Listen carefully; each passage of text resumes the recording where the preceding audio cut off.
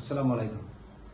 আজকে আমরা right form of verbs এইচএসসির জন্য রাইট ফর্ম অফ ভার্বস গুলো যখন আমরা করব, আমরা প্যাসেজটা ভালো করে একটু পড়তে হবে। আর আমাদের সবচাইতে বড় রাইট ফর্ম অফ ভার্বস গুলো যখন আমরা করি, আমাদের সবচেয়ে গুরুত্বপূর্ণ জিনিস হলো টোটাল প্যাসেজটা আমরা পড়ে বোঝার চেষ্টা করব যে এই প্যাসেজটাকে আমরা প্রেজেন্ট টেন্স দ্বারা করব না পাস্ট না ফিউচার না কম্বাইনলি করব। এখন আমরা সেন্টেন্সটা একটু দুই একটা সেন্টেন্স পড়লে আমাদের আইডিয়াটা ক্লিয়ার হবে। আমার দেখো এখানে কি বলা হয়েছে, cricket is a popular game. Cricket একটা জনপ্রিয় খেলা। Both the young and the old, এখানে দুটো জিনিসের কথা বলা হয়েছে। বোথ যেহেতু আছে আমাদের structural pattern, both dot dot and এর স্ট্রাকচার আছে আমাদের একটা। এখানে বোথ ডট ডট এন্ড এর স্ট্রাকচারটা সবসময় প্লুরাল হয়। তাহলে যেহেতু এই সাবজেক্ট আমাদের এখানে দেখলাম the young and the old, দুটো গ্রুপ আছে, তার মানে ওই ভার্বটাও হবে এখানে প্লুরাল। তার মানে হলো এখানে কি হবে, যা আছে তাই হবে আমাদের গেট প্লেজার। তাহলে both the young and the old get pleasure, তারা আনন্দ পায় ফ্রম দিস গেম, মানে খেলা থেকে। In fact cricket dash call the gentleman's game. এখন কোশ্চেন হতে পারে এখানে যে এটা আমাদের একটা প্যাসিভ সেন্সে আছে, কেমন করে বুঝলাম প্যাসিভ সেন্স? দেখো, ক্রিকেটটা এখানে সাবজেক্টের কাজ করেছে, আর এই কল মানে ডাকা হয় কাদেরকে? ভদ্র মানুষের খেলা, এটাকে বলা হয় কে বলে? ক্রিকেট নিজে তো বলে না, তাহলে কি মানুষ বলে, তাহলে এটা আমরা প্যাসিভ করব। ক্রিকেটটা হলো সিঙ্গুলার সাবজেক্ট, তার মানে এখানে আমি ইজ দিলাম, আর কল থেকে প্যাসিভে কি হয়ে গেল, called. Call the gentleman's game.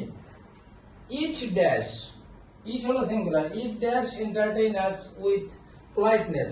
এখন শিক্ষাটা কি আমরা দেই, না ক্রিকেট খেলা খেলতে গিয়ে মানুষ ডিসিপ্লিন শেখে? তার মানে হলো এখানে এই যে সাবজেক্ট পার্ট যেটা আছে এটা সিঙ্গুলার আছে, অতএব আমাদের এর সাথে ভার্ব কি হবে, এটাও সিঙ্গুলার হবে। তাহলে এন্টারটেইন এর সাথে আমরা দিয়ে দিলাম এন্টারটেইনস। তাহলে এন্টারটেইনস এটা প্রেজেন্ট ইনডিফিনিট টেন্স ছিল। আমরা বলি যে সাবজেক্ট সিঙ্গুলার হলে ভার্বটা সিঙ্গুলার হয়, আর ভার্ব সিঙ্গুলার হয় তখনই যখন প্রেজেন্ট ইনডিফিনিট টেন্সে একটা মাত্র জিনিস থাকে, অর্থাৎ আমরা থার্ড পারসন বলি। কিন্তু ইট কখনো থার্ড পারসন না, এটা ইমপার্সোনাল। অতএব ইটের পরে ভার্বের সাথে আমরা এস বাই এর যোগ করে দিলাম। এন্টারটেইনস আস, মানে এখানে it refers to cricket, cricket entertains us.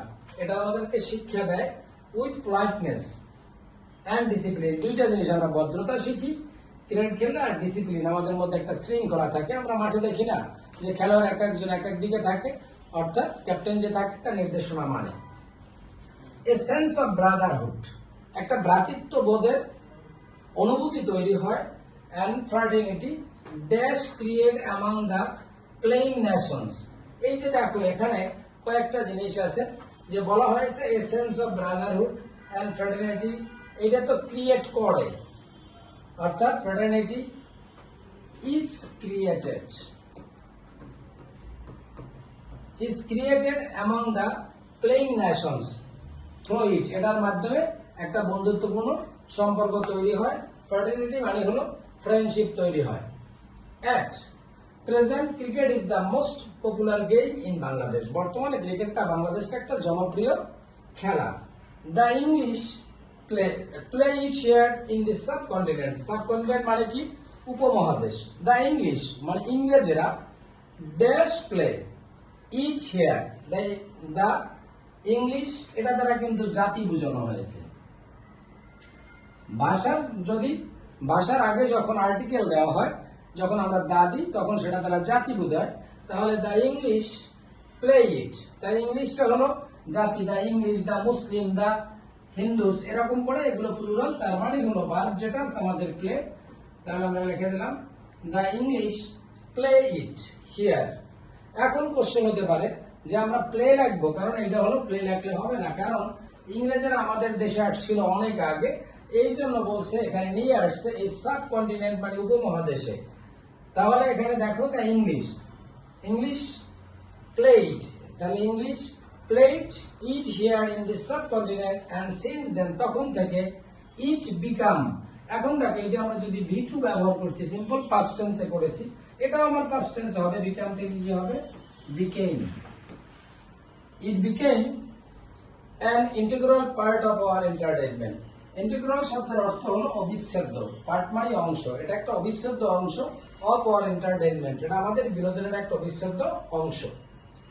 Our team consist of, এখানে দেখো আওয়ার টিম, এটা সিঙ্গুলার, সাবজেক্ট সিঙ্গুলার, তাহলে আমাদের ভার্ব কি হবে? সিঙ্গুলার হবে। Our team consists, our team consists of skilled players, skill মানে দক্ষ, প্লেয়ার্স মানে খেলোয়াড়। দে অলরেডি ড্যাশ শোন দেয়ার পারফরমেন্স।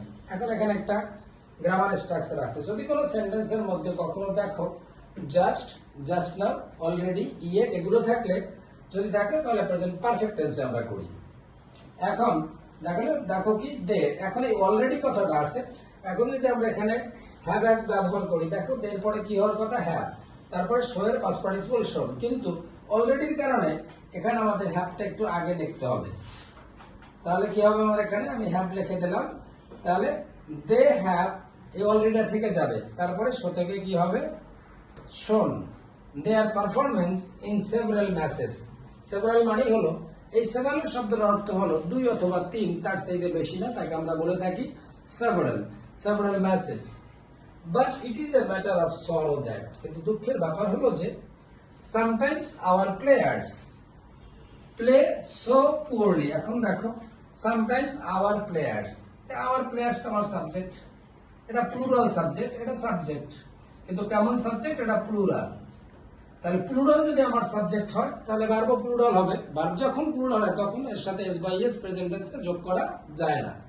তাই it is sorrow that some player, our players play, যা আছে তাই আছে, প্লে সো পুয়ারলি দ্যাট, মানে এত হতদরিদ্র খেলা খেলে যে our countryman become astonished. Our countryman, দেখো কান্ট্রিম্যান প্লুরাল আছে, এই জন্য যা আছে তাই হবে। আওয়ার কান্ট্রিম্যান বিকাম অ্যাস্টোনিশড, তারা আশ্চর্যজনিত হয়। Thank you very much.